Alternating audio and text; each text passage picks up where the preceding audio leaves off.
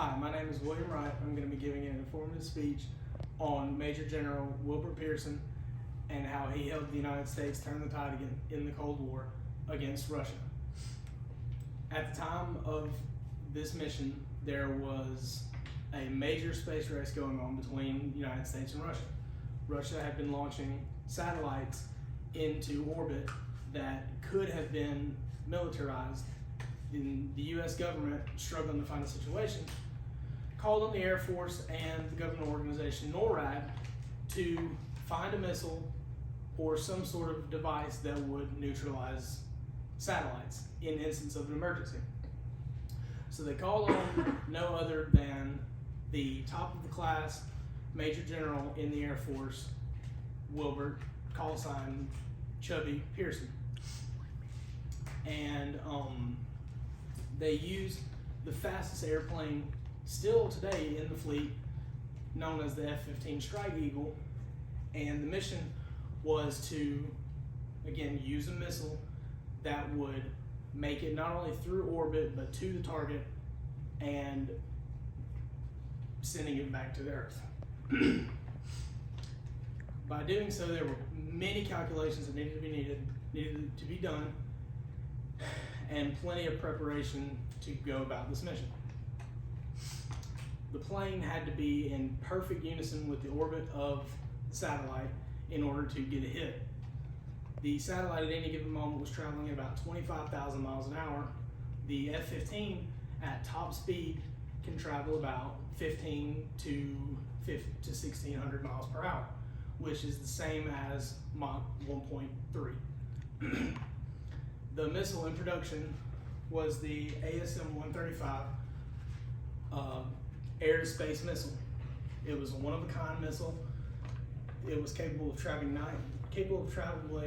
19 and a half times the speed of sound,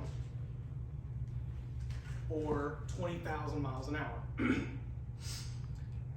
That's pretty fast. But in trying to find something that shoots or that flies 30,000 miles an hour, it's not fast enough. So plenty of math, plenty of calculations were needed to get this guy up in the air and get this missile to the satellites that could have could be loaded with intercontinental ballistic missiles, ICBM for short, and could be a major threat to the country and how we live life. So the mission sounding easy wasn't.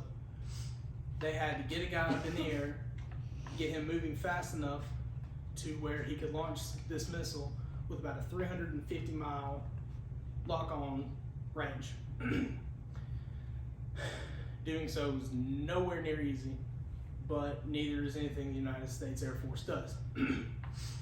So the day came, September 13th, 1985, and it was ready to go.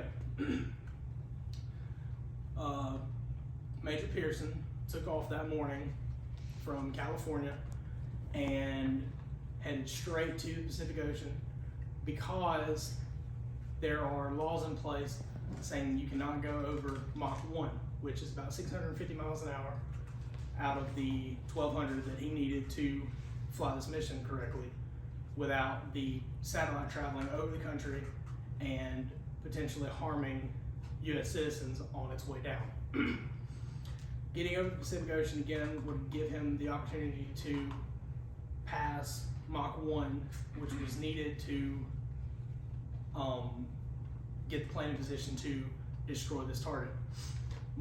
The term Mach stands for speed of sound. It's a way of measuring things in a smaller term than miles per hour. Mach 1 is faster than the speed of sound, again 650 miles an hour. He needed at least Mach 1.3 to carry out the mission, and so he had to get to the ocean to do it.